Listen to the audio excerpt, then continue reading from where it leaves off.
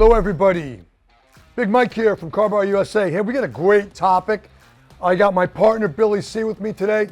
This is one that gets me really fired up. So you're gonna see a little bit more Big Mike than you usually see, but today's topic is why selling your vehicle after an accident or a wreck, or whatever terminology you choose, after a vehicle incident and the vehicle's damaged, why is that a good idea? And what we mean by that is we want you to consider selling the car in its wrecked state. Now, most people, conventional thinking is that my car's worth nothing. It's destroyed. I got to fix it so that it's at least worth something. Not true. And we can prove it to you. And we're going to talk a little bit about that in detail today. So I know that everybody's been around somebody in their circles that's been in an accident or had an accident, whether it's a son, a daughter, a friend, a cousin, a neighbor. The bumper cover can be knocked off your car. The front bumper is a plastic cover and there's substrate underneath and plastic, energy absorbing material, styrofoam, etc. The bumper cover gets knocked off and everybody looks at the car and goes, oh my God, my car's destroyed. Meanwhile, it's a couple of $1,000 in damage. Sometimes they can put the bumper cover back on the car with clips and it's fine. Not all the time, but that car in its damaged state is worth way more than you think it is and way more than you know. And we've got pricing technology that can price a car essentially just with key data points that you provide. Pictures make it a lot more precise. So Bill's gonna help me explain this to you today, but we're gonna talk about things like airbags, what the Carfax or the VHR means, vehicle history report, like AutoCheck. Carfax is the most known, but what those comments mean when the police write things like vehicle disabled, towed from scene, airbags deployed, severe damage. What do those things mean? Because they're forever when you go to try to sell that car. So diminished value is really the keystone to this topic. Can you tell us a little bit about that today, Bill? Sure. Diminished value? Yeah, Mike, thank you. So obviously when you have a car accident, it's not a good thing. Hopefully the biggest problem is that your car's hurt, because obviously there could be severe injuries, and if that's the case, you're really not too worried about the car. But if it's just the car, think about what you got to go through to get that car repaired, back on the road the right way. It's a lot. So you're going to be in a rental car for days, weeks, months, depending. A friend of mine had a Tesla Model S. He was in a rental car for 6 months because they couldn't get the part. So it's a pretty grueling process of being in a rental, and probably that rental's not as nice as the car you had. You might have had a full-size SUV and they put you in a subcompact, because that's what you agreed to when you bought the insurance policy. But it's also the repairs, the time to repair. Does it get repaired fully? Does it get repaired correctly? Do you have to go back for a supplemental repair?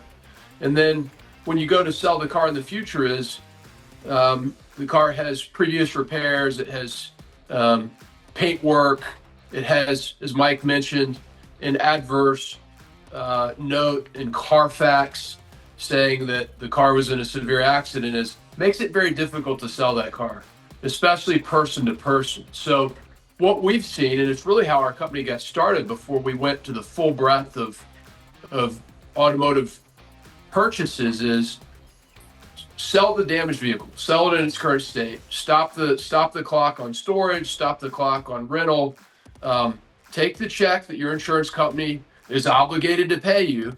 They could pay you or they could pay the body shop for the damage, and add that up with what we can pay you for the car, and you're probably going to come out ahead of where you'd be on a total cost of ownership. In other words, repairing the car, being in a rental, driving it, selling it in the future, having to disclose all the things that are wrong with it.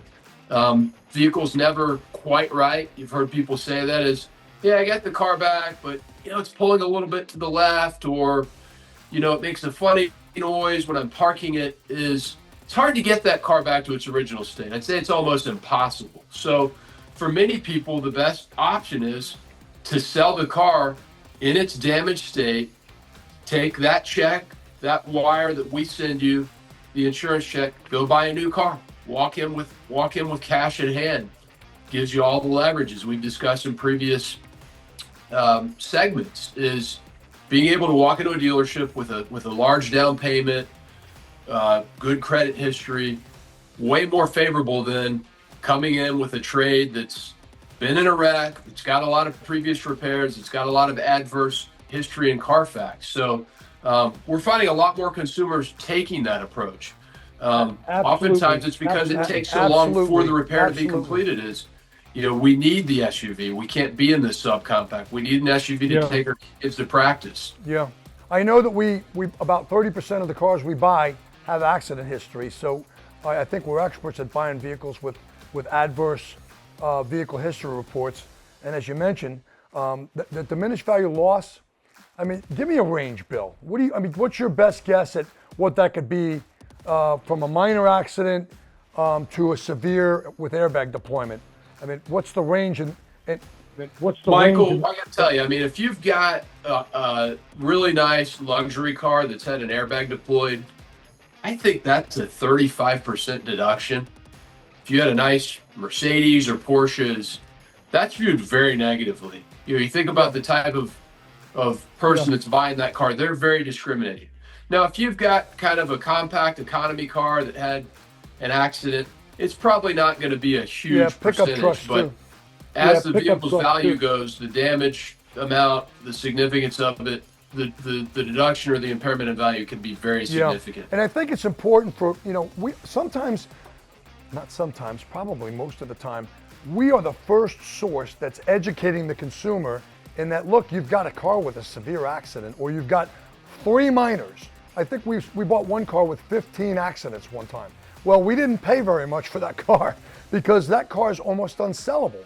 If you think about the person buying your car that you're trying to convey to somebody's probably not going to buy a car for their wife or daughter that has severe accident with airbag deployment. They just don't want to have that stigma. What if the airbags don't perform the way they were designed to perform? What if the car doesn't absorb energy the way it's supposed to in an accident when it's hit hard in the front end? So people that, like Bill said earlier, cash is king.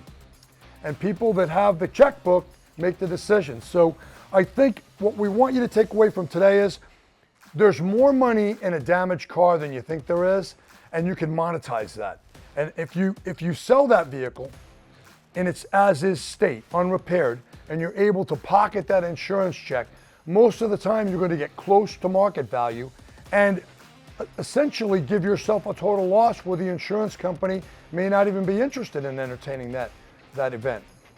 In certain states, the total loss threshold is as low as 50%, and sometimes you can get almost the total market value of the car if you keep the repair check and you sell the car to CarBuyerUSA. So we ask you to give us a shout and check us out on the internet and get a price on your damaged car. Let's see what we can do for you.